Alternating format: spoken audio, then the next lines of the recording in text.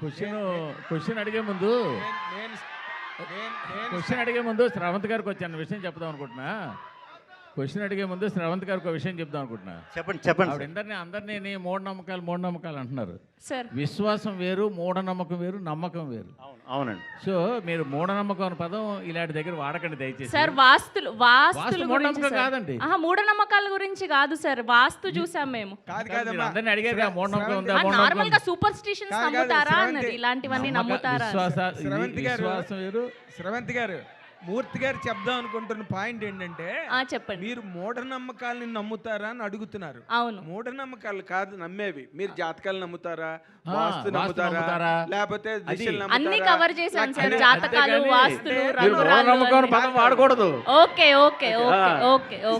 శ్రీ విష్ణు గారు sir, congratulations first. Thank you. అంటే చాలా అరుదైన కలయిక మీరు ఇప్పుడు ఈ సంవత్సరం. అవును, వరుసగా మీ అన్ని ఈవెంట్స్ వన్ బై వన్ వెళ్తున్నాయి. మీరు బేసిక్గా ఈ జాతకాలు అవి నమ్ముతారండి? అంటే బాగున్నప్పుడు మనం పట్టించుకోం, అవి బాగున్నప్పుడు ఏదన్నా దెబ్బ అయినప్పుడు ఏంట్రా అన్నప్పుడు అదే మేనమేషాలు లెక్కెట్టారంటారు కదా, ఎవరో ఒకరు పక్కన చెప్తారు కదా, అప్పుడు అందరిలాగే మీరు కూడా. ఇప్పుడు ఏంటి మీ స్టార్స్ అవన్నీ బాగున్నాయా? ఎందుకంటే ఒకరోజు ఒక సినిమా, పక్కనే ఒక సినిమా, తర్వాత ఇప్పుడు ఈ సంవత్సరమే మీ బర్త్డే కనిపించట్లేదు. అంటే ఒకే రోజు అయితే రావండి 100% అది. సో అది అఫీషియల్గా రేపు అనౌన్స్ చేస్తా. ఒకరోజు అయితే రావు. ఆ పెను ప్రమాదం అయితే తప్పింది, అందుకే కొంచెం అదే టైం బాగున్నట్టేనంటారు.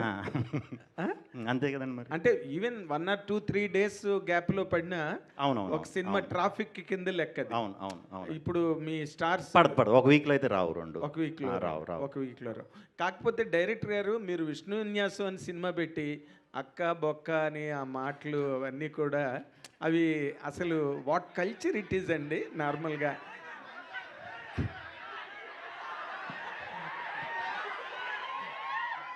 విష్ణు విన్యాసం అన్న మాట చాలా పవిత్రమైన మాట. డైలాగ్ ఓపెనింగే అమ్మాయి ఏమో మందు తాకి, అంటే అంత మంచి కుర్రాడు, అంత మంచి పేరుతో ఉన్న బుద్ధిమంతుడైన కుర్రాడుతో కూడా నోట్లోంచి అలాంటి మాటలు తెప్పించిందంటే ఎంత పెద్ద శివంగో మీరు థియేటర్లో చూసి సాటిస్ఫై అవుతారు అంటారు కూడా.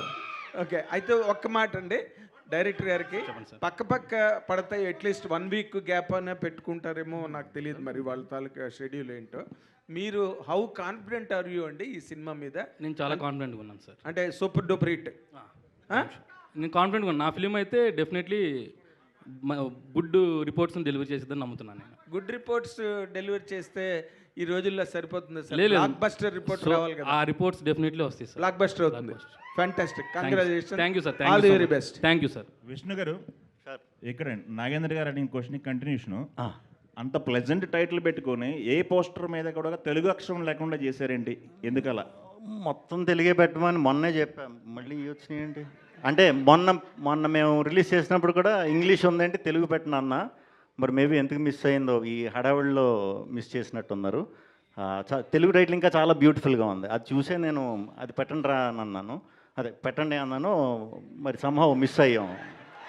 ఓకే, ప్రొడ్యూసర్ గారు, సో మీరు మీ ఫాదరు రాజమండ్రి నుంచి వచ్చి ప్రశాంతంగా ఉన్న జీవితంలోంచి ఇక్కడికి వచ్చి అల్లుడు అదుర్సంటూ కొంత పోగొట్టుకున్నారు, అరోమ్ ఖరా అని మరికొంచెం పోగొట్టుకున్నారు. ఎంత పోగొట్టుకుని ఉంటారు సార్ ఆ 2 సినిమాలకి? సార్ గట్టిగానే పోగొట్టుకున్నాం, కానీ విష్ణు విన్యాసం అంతా ఇచ్చేస్తుంది. మేము కూడా అదే కోరుకుంటున్నాం, మొత్తం అంతా వెనక్కి వచ్చేయాలి మళ్ళీని అని చెప్పేసి. అవును సార్. కానీ అసలు ఎంత పోగొట్టుకున్నారు సార్ అల్లుడు అదర్స్లో? సార్ ఎంత పోగొట్టుకున్నా దీని మీద అయితే అంతా కవర్ అయిపోద్ది. మళ్ళీ నెక్స్ట్ ఫిలింతో మళ్ళీ మీ ముందుగా వస్తాను. Okay sir. అయితే సార్ శ్రీ విష్ణు గారు, అయితే ఈ వారం మీది ఒక సినిమా వస్తుందండి? ఒకటే 100%. మొత్తానికి సాల్వ్ చేశారు? అయ్యిందండి. అది 2వ సినిమా ఎప్పుడు వస్తుంది సార్? అది రేపు అఫీషియల్గా ఆ టీం అనౌన్స్ చేస్తుందండి. విష్ణు గారు సార్, ఇక్కడ సార్ విష్ణు విన్యాసం టైటిల్ పెట్టారు కదా, సెన్సార్లో ఒప్పుకుంటారా? మళ్ళీ ఈ మధ్య అయిపోయిందండి, సెన్సార్ అయిపోయింది. ఏం అబ్జెక్షన్ ఏం చెప్పలేదుగా? దాటేసాం. విష్ణు గారు సార్, మీ సినిమా అంటేనే సెటర్లు పడిపోతుంటాయి.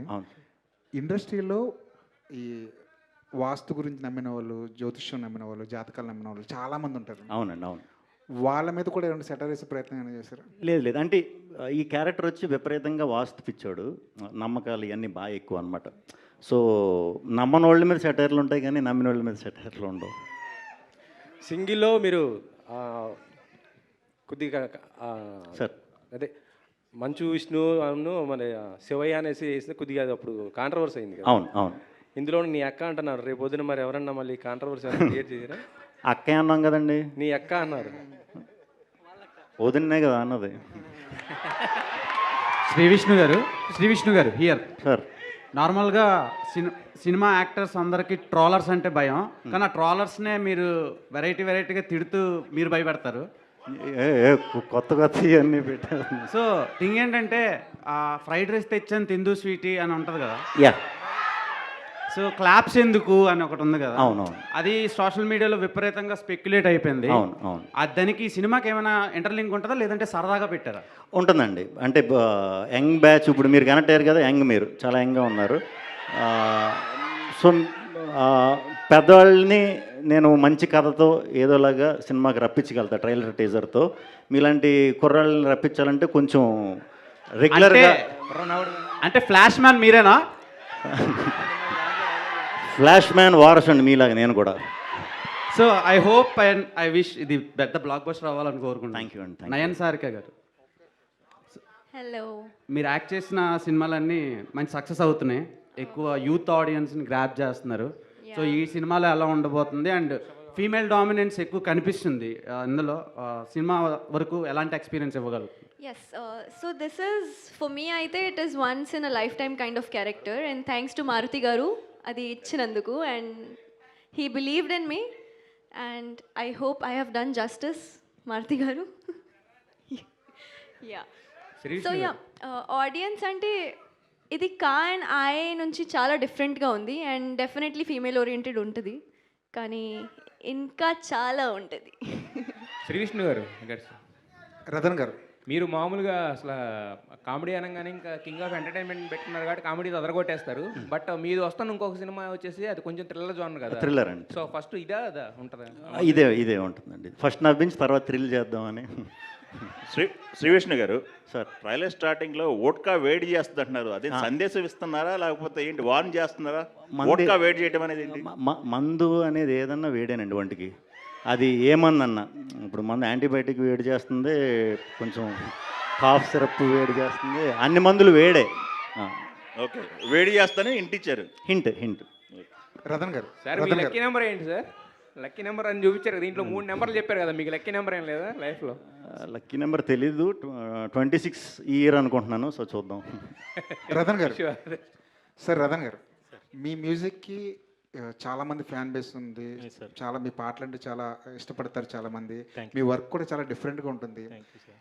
ఇండస్ట్రీ అవతల మాట్లాడుకుంటే మీరు చాలా లేట్ చేస్తారు సినిమాకి మ్యూజిక్ ఇచ్చే విషయంలో.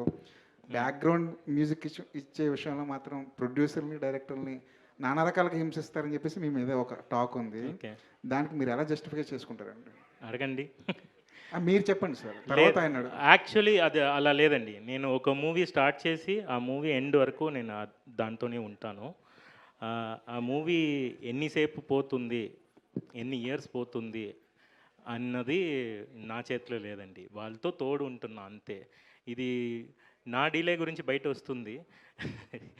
మూవీలో ముందు పిందు మాట్లాడతారండి, యాక్చువల్లీ అదిలో నమ్మకండి, అది ప్రమోషనే. యాక్చువల్లీ ఒక సాంగ్ చేయడానికి 1 వీక్ పైన పోతే ఒక మ్యూజిక్ డైరెక్టరే కాదండి, నేను 1 వీక్ పైన తీసుకోను ఏ మూవీకు. ఈ మూవీలో కూడా ఒక మెలడీ సాంగ్ అక్సెప్ట్ చేస్తారా లేదని భయంతోనే ఇచ్చాను. ఎందుకంటే మెలడీస్ ఇప్పుడు చాలా తక్కువ వస్తుందండి. అలా ఇచ్చినప్పుడు మారుతి గారు చేసినది ఒక 45 మినిట్స్లో ఒక సాంగ్ చేశాము. చేసి ఇది నచ్చుతుందా అన్నట్టు అడిగినప్పుడు ఇదే మన సాంగ్ అని చెప్పారు. దాని గురించి నా దగ్గర ఒక అట్లీస్ట్ ఒక 20 మినిట్స్ మాట్లాడారు. ఒక సాంగ్ బాగా ఉంది అని విష్ణు గారు.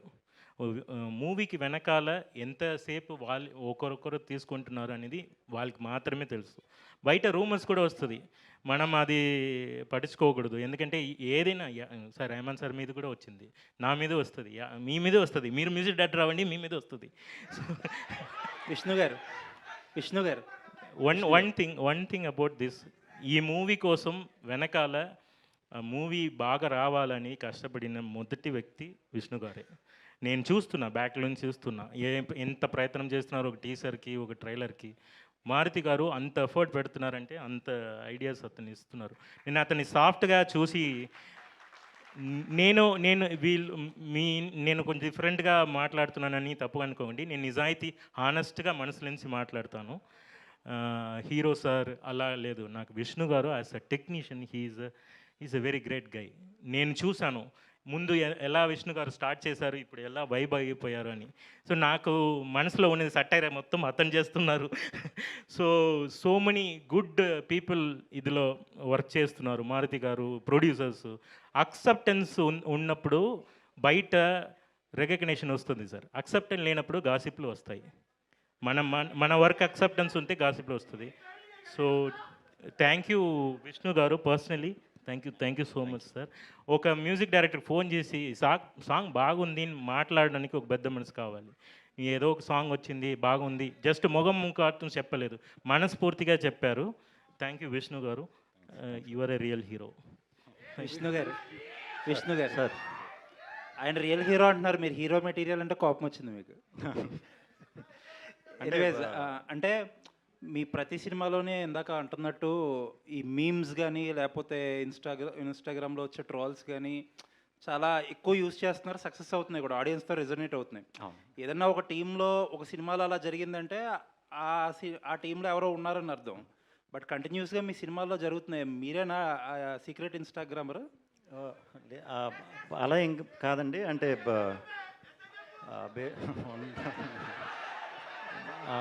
బేసిక్గా నేను చేసి అన్నీ కూడా ఇప్పుడు ఇలా కుర్రాళ్ళ నుంచి వచ్చిన క్యారెక్టర్లే కాబట్టి ఎక్కువ రిలేట్ అవ్వడానికి ఈజీ అవుతుంది కాబట్టి ఆ కనెక్ట్ అయ్యే వరకు కూడా సరైన టైమింగ్లో వాడుతున్నామండి, అవి వర్క్ అవుతున్నాయి.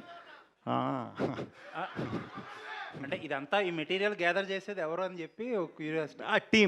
టీమే అండి. ఇప్పుడు ఏ డైరెక్టర్తో వర్క్ చేస్తే ఆ డైరెక్టర్తో మేము నాకు కథ చెప్పి 2 years అయ్యింది ఈయన కథ చెప్పి. అప్పటి నుంచి రెగ్యులర్ కలుస్తూ ఉంటాం కదా. సో ఎప్పటికప్పుడు అప్డేట్ అవుతా, ఇది ఇలా కాదు ఇలా చేద్దాం అనే టైంలో ఇలాంటి సెటైర్ కూడా ఆటోమేటిక్గా వచ్చేస్తుంది. ఈయన కూడా ఇప్పుడు ఫుల్ సెటైర్లో రెడీ అయ్యారు. రెడీ చేసేసారా సార్? ఇంకొకటి, మీ కెరియర్ స్టార్టింగ్ నుంచి చూస్తే డిఫరెంట్ జోనర్స్ చేసుకుంటూ వచ్చారు. బట్ ఎక్కువ కమర్షియల్ సక్సెస్ అంటే మీకు ఈ కామెడీ జోనర్లో ఈ మధ్యకాలంలో సింగిల్ అయితే ఏంటి, అదే మీకు కెరియర్ బిగ్గెస్ట్ హిట్లు. బట్ ఇలాంటి టైంలో కూడా ఒక డిఫరెంట్ సబ్జెక్ట్స్ తీసుకోవడానికి ఏమైనా భయం వేస్తుందా? అంటే నాకు ఈ జానర్లోకి షిఫ్ట్ అవ్వటానికి ఛాన్స్ ఇచ్చి నాకు క్రెడిబిలిటీ ఇచ్చింది నాకు డిఫరెంట్ సినిమాయే. ఈవెన్ దో డిఫరెంట్ సినిమా చూసే ఆడియన్స్ కొంచెం కమర్షియల్ సినిమా చూసే ఆడియన్స్ కన్నా తక్కువ ఉన్నా కూడా వాళ్ళే నాకు ఇచ్చింది క్రెడిబిలిటీ. సో వాళ్ళని కూడా మ్యాక్సిమం మంచి కథ, డిఫరెంట్ కథ దొరికినప్పుడు ధైర్యంగా చేసేస్తానండి. డౌట్ అయితే ఉండదు. ఆడియన్స్ అయితే 100% సాటిస్ఫై అవుతారు. ఏదైతే ఈ కమర్షియల్ ఆడియన్స్ ఉన్నారో వాళ్ళు కొంచెం అది ముందే ప్రిపేర్ చేయాలి. సినిమా ముందే ఇది అందరికీ తీసిన సినిమా కాదు ఇది అని ఏదైతే జానర్ ఉందో దానికి స్టిక్ అయ్యి దాన్ని క్లియర్గా ప్రమోట్ చేసుకుంటే సరిపోతుందని. విష్ణు గారు, థ్యాంక్ యూ అండి. విష్ణు గారు, మాకు బయట చూస్తే మామూలు విష్ణు కానీ తెర మీద చూస్తే ఆ విన్యాసం అనేది చాలా అద్భుతంగా ఉంది. ఆ టైమింగ్ కావచ్చు అంతా కూడా. అసలేంటి ఆ స్క్రీన్ ట్రాన్స్ఫర్మేషన్ అనేది బయట విష్ణుకి ఒక్కసారి యాక్షన్ చెప్పగానే కుర్రాళ్ళకి ఏం కావాలో ఆ టైప్లో వెళ్ళి చేయడం అనేది ఒక డైరెక్టర్కి సరెండర్ అవుతూ ఆ ఫన్ క్రియేట్ చేయడం అనేది సో ఎలా మేనేజ్ చేస్తారు? సో ఇక్కడ యూత్లో ఉన్నటువంటి పాయింట్ ఎలా క్యాచ్ చేస్తుంటారు? నేను యూతేనండి. సో ఏం లేదండి, అంటే తెలీదు అది. వన్స్ యాక్షన్ అన్న తర్వాత కొంచెం అన్నీ మర్చిపోవటం అలవాటు అయిపోయింది బాగా. సో ఆ ఫ్లోలో చేసేయటమే. ఫస్ట్ నుంచి కూడా ఎంటర్టైన్మెంట్ కాకుండా వేరే జానర్లు చేసినా కూడా కొంచెం బయట ఎలా ఉంటాను, స్క్రీన్ మీద ఎలా ఉంటాను చాలామంది మీలాగా అడిగేవారు. మేబీ అదే యాక్టింగ్ కదండి, ఇంకా అదంతే. అంటే ఇలా 2-3 సినిమాలు అంటే సామాజికంగా ఉన్న సింగిల్ ఇవన్నీ వచ్చాయి, ఒక టైప్ ఆఫ్ ఒక ఎంటర్టైన్మెంట్ వేలో తీసుకెళ్తాయి. సో ఇలాంటి 2-3 సినిమాలు వరుసగా చేసుకుంటూ వెళ్తే మీకు మొన్నటి రావచ్చు, చూసి ఆడడానికి ఒకసారి చూస్తే రెండోసారి చూస్తే బోర్ కొడుతుంది. అంటే ఇంకా చేంజ్ ఓవర్ ఎలా కోరుకుంటారు, ఎలాంటి కథలతో ఆడియన్స్ ఇంటరాక్ట్ చేయాలని? ఇప్పుడు సామజవర్గంన చూసామంటే బ్రదర్ సిస్టర్ లవ్ స్టోరీ అండి అది. అంటే పెళ్ళి వాళ్ళు ఒక పెళ్ళి అయితే వాళ్ళిద్దరు బ్రదర్ సిస్టర్ అవుతారు, అది డిఫరెంట్ స్టోరీ, దాంట్లో ఎంటర్టైన్మెంట్. సింగిల్ వచ్చేసి యాంటీ క్లైమాక్స్. తెలుగులో యాంటీ క్లైమాక్స్ ఎమోషనల్గా తీసిన సినిమాలు హిట్ అయినాయి, కానీ ఎంటర్టైనింగ్గా తీసిన సినిమాలు ఎప్పుడు చేయలే, అది కొత్తదే ఆడియన్స్కి. ఇది అలాగే ఒక కొత్త పాయింట్ అండి, కంప్లీట్ కొత్త పాయింట్. ఎంటర్టైన్ అవుతానే ఒక మంచి కథ, అందరికీ హత్తుకునే ఒక కథ ఓపెన్ చేస్తాం. కథ ఉంటేనే ఎంటర్టైన్మెంట్ చేయాలండి, లేకపోతే ఎంటర్టైన్మెంట్ చేయడమే చాలా కష్టం అన్నిటికంటే. డైరెక్టర్ గారు